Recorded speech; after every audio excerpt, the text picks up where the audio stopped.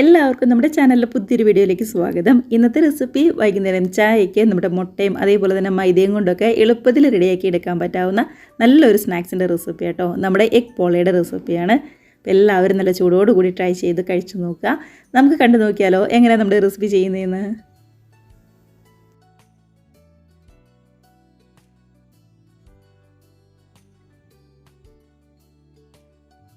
നമ്മുടെ പോള റെഡിയാക്കാനായിട്ട് ആദ്യം തന്നെ മൈദയുടെ മിക്സ് ഒന്ന് റെഡിയാക്കി എടുക്കണം. അതിനായിട്ട് ഞാനിവിടെ ഒരു മിക്സി ജാർ എടുത്തിട്ടുണ്ട്. ഇതിനകത്തേക്ക് ഒരു 1/2 കപ്പ് മൈദയാണ് ചേർത്ത് കൊടുക്കുന്നത്.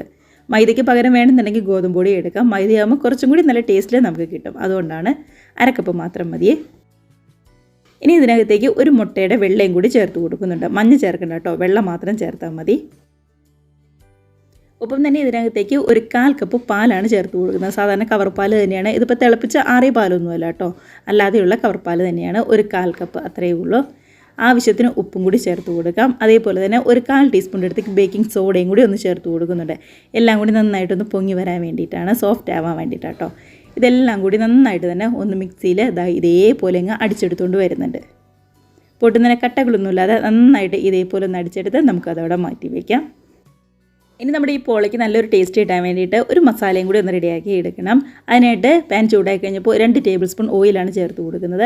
ഓയിലും കൂടി ഒന്ന് ചൂടായി വരുമ്പോൾ എരിവിന് വേണ്ടി ഒരു 2 പച്ചമുളക് ചേർക്കുന്നുണ്ട്. ഇനി ഒരുപാട് എരിവൊന്നും ഇല്ലാത്തതാണെന്നുണ്ടെങ്കിൽ ഒരു 2-3 എണ്ണമൊക്കെ വരെ ചേർത്ത് കൊടുക്കുക കേട്ടോ. അപ്പോൾ അതൊക്കെ പച്ചമണം ഒന്ന് മാറി വന്നപ്പോൾ മീഡിയം സൈസുള്ള ഒരു സവാള ചെറുതായിട്ടൊന്ന് കട്ട് ചെയ്തും കൂടി ചേർത്ത് കൊടുക്കുന്നുണ്ട്.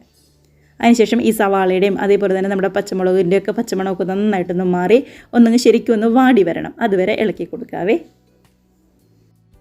ഇനി ഇതിനകത്തേക്ക് ഒരു 1/2 ടീസ്പൂണിൻ്റെ അടുത്തേക്ക് ഇഞ്ചി വെളുത്തുള്ളി പേസ്റ്റാണ് ചേർത്ത് കൊടുക്കുന്നത്. അതും കൂടി ചേർത്ത് നന്നായിട്ട് പച്ചമണം മാറാനായിട്ട് ശരിക്കും ഒന്നിങ്ങനെ ഇളക്കി കൊടുക്കുന്നുണ്ട്. ഗ്യാസ് ഈ സമയമൊക്കെ ഒരു മീഡിയം ഫ്ലെയിമിൽ മാത്രം വെച്ചിരുന്നാൽ മതി. ഇതാ കണ്ടോ, പച്ചമണമൊക്കെ നന്നായിട്ടൊന്ന് മാറി സവാളയും ഇഞ്ചിയും അതേപോലെ തന്നെ വെളുത്തുള്ളിയും എല്ലാം നന്നായിട്ട് ഇതേപോലെ ഒന്ന് വാടി വന്നിട്ടുണ്ട്. പച്ചമണമൊക്കെ ഒന്ന് മാറി വന്നിട്ടുണ്ട്. അപ്പോൾ ഇനി ഇതിനകത്തേക്ക് പൊടികളാണ് ചേർത്ത് കൊടുക്കുന്നത്. പൊടികളായിട്ട് ഇതേപോലെ ഒരു 1/2 ടീസ്പൂണിൻ്റെ അടുത്തേക്ക് മഞ്ഞൾപ്പൊടി ചേർക്കുന്നുണ്ട്. അതേപോലെ തന്നെ ചെറിയ എരിവുള്ള മുളക് പൊടിയാണ് 1 ടീസ്പൂൺ ചേർത്ത് കൊടുക്കുക. കൂടെ തന്നെ 1/2 ടീസ്പൂണിൻ്റെ അടുത്തേക്ക് നമ്മുടെ കുരുമുളക് പൊടിയും കൂടി ചേർക്കുന്നുണ്ട്. എരിവൊക്കെ കുറച്ചും കൂടി ഇഷ്ടമാണെന്നുണ്ടെങ്കിൽ കുറച്ചും കൂടി ചേർത്ത് കൊടുക്കുക കേട്ടോ. അല്ലാന്നുണ്ടെങ്കിൽ ഇപ്പോൾ കാശ്മീരി റെഡ് ചില്ലിയാണ് ചേർത്ത് കൊടുക്കുന്നുണ്ടെങ്കിലും ഒരു 3/4 ടീസ്പൂൺ വരെയൊക്കെ കുരുമുളക് പൊടി ചേർത്ത് കൊടുക്കാം. 1/2 ടീസ്പൂണിൻ്റെ അടുത്ത് ഗരം മസാലയും കൂടി ചേർത്ത് എല്ലാം കൂടി നന്നായിട്ട് തന്നെ ഒന്നിങ്ങ് മിക്സ് ചെയ്തെടുക്കാം. ഒരു മിനിറ്റൊക്കെ മീഡിയം ഫ്ലെയിമിൽ വെച്ച് നന്നായിട്ട് ഇതേപോലെ ഒന്ന് മിക്സ് ആയി കഴിയുമ്പോൾ ആ പൊടികളുടെ ആണെങ്കിലും പച്ചമണം നന്നായിട്ടൊന്ന് മാറിക്കിട്ടും കേട്ടോ. കണ്ടത് ഇതേപോലെ. അപ്പോൾ ഇത്രയേ ഉള്ളൂ നമ്മുടെ മസാലയുടെ പരിപാടി എന്ന് പറയുന്നത്. ഇതിനകത്തേക്ക് ആവശ്യത്തിന് ഉപ്പും അതേപോലെ തന്നെ കുറച്ച് മല്ലിയിലയും കൂടി ഒന്ന് ചേർത്ത് മിക്സാക്കി കഴിഞ്ഞ് കഴിഞ്ഞാൽ നമ്മുടെ മസാലയുടെ ഉള്ളിൽ വെക്കുന്ന ഒരു ചെറിയൊരു ഫില്ലിങ്ങിൻ്റെ പരിപാടിയൊക്കെ ഇവിടെ കഴിഞ്ഞു. ഇത്രയേ ഉള്ളൂ. എളുപ്പത്തിൽ റെഡിയാക്കി എടുക്കാവുന്നതല്ലേ ഉള്ളൂ. അപ്പോൾ ഈ സമയത്ത് തന്നെ ഞാൻ അടുത്ത അടുപ്പിൽ ഒരു 3 മുട്ടയും കൂടി പുഴുങ്ങാനായിട്ട് വെച്ചിട്ടുണ്ടായിരുന്നു കേട്ടോ. കണ്ടത് മസാലയൊക്കെ ആണെങ്കിലും നന്നായിട്ടൊന്ന് സെറ്റായി അടിപൊളിയായിട്ട് വന്നിട്ടുണ്ട്. ഞാൻ ഗ്യാസ് ഓഫ് ചെയ്ത് അവിടെ വെച്ചിരിക്കുന്നത് കേട്ടോ. അപ്പോൾ ഇനിയിപ്പോൾ വേറെ ഒന്നുമില്ല, നമുക്ക് നേരെ നമ്മുടെ പോളയൊന്ന് സെറ്റാക്കി എടുക്കാനായിട്ട് തുടങ്ങാം. അതിനായിട്ട് ഞാൻ ഇതേപോലെ നോൺ സ്റ്റിക്കിൻ്റെ ഒരു പാനായിട്ട് എടുത്തിരിക്കുന്നത്. ഒരുപാട് വലിപ്പത്തിലുള്ള പാനൊന്നും എടുക്കരുത്. ഇതേപോലെ ചെറിയ പാൻ മാത്രം എടുത്താൽ മതി കേട്ടോ. അപ്പോഴാണെങ്കിലും നല്ല ഷേപ്പിൽ കറക്റ്റ് റൗണ്ടിലൊക്കെ നമുക്ക് കിട്ടും. നമ്മുടെ ഈ പാനൊന്ന് ചൂടായി കഴിഞ്ഞപ്പോൾ ഇതിൻ്റെ എല്ലാ സൈഡിലേക്കും ഓയിലോ അല്ലാന്നുണ്ടെങ്കിൽ നെയ്യോ ഇതേപോലെ ഒന്ന് ബ്രഷ് ചെയ്ത് കൊടുക്കുക. എല്ലാ സൈഡിലേക്കും ഒന്ന് ആക്കി കൊടുക്കണം കേട്ടോ. ഗ്യാസ് ഏറ്റവും ലോ ഫ്ലെയിമിലാണ് വെച്ചിരിക്കുന്നത്. ചെറുതായിട്ടൊന്ന് ചൂടായി വന്നിട്ടുണ്ട് നമ്മുടെ പാൻ. ഈ സമയത്താണ് നമ്മൾ നേരത്തെ മിക്സിയിൽ അടിച്ച് വെച്ചിരിക്കുന്ന നമ്മുടെ ഒരു മിക്സ് ഉണ്ടല്ലോ, അത് ഇതേപോലെ അങ്ങ് ഒഴിച്ച് കൊടുക്കുന്നത്.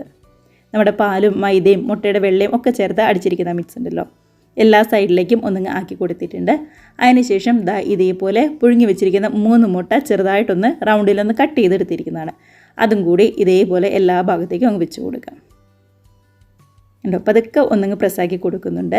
ഇനിയിപ്പോൾ വേണമെന്നുണ്ടെങ്കിൽ നമ്മൾ റെഡിയാക്കിയ മസാല ഇതിൻ്റെ മുകളിലേക്ക് ഈ സമയം നമ്മുടെ മുട്ടയുടെ മുകളിലേക്ക് നേരെ അങ്ങ് വിതറി കൊടുക്കാം. ഞാനിവിടെ നമ്മുടെ മുട്ടയുടെ മുകളിലേക്ക് ചീസാണ് ചേർത്ത് കൊടുക്കുന്നത്. മൊസറല്ല ചീസല്ല, മറിച്ച് ചീസിൻ്റെ ഷീറ്റ് ഉണ്ടല്ലോ, അത് ചെറുതായിട്ടൊന്ന് കട്ട് ചെയ്ത് ഇതേപോലെ ചേർത്ത് കൊടുക്കുന്നുണ്ട്. കൂടെ തന്നെ നമ്മുടെ ടൊമാറ്റോ സോസും കൂടി ഒരു 2 ടേബിൾ സ്പൂൺ ചേർത്ത് കൊടുക്കുക കേട്ടോ. ടേസ്റ്റൊക്കെ ഇഷ്ടമാണെന്നുണ്ടെങ്കിൽ മാത്രം ചേർത്താൽ മതി. ഇതിൻ്റെ മുകളിലേക്ക് കുറച്ച് മല്ലിയില അരിഞ്ഞതും കൂടി ചേർത്ത് കൊടുക്കുന്നുണ്ട്. അതിൻ്റെ മുകളിലേക്കാണ് നമ്മൾ റെഡിയാക്കി വെച്ചിരുന്ന നമ്മുടെ മസാലയുണ്ടല്ലോ, സവാളയുടെ ആ ഒരു മസാലയുണ്ടല്ലോ, അതങ്ങ് ചേർത്ത് കൊടുക്കുന്നത്.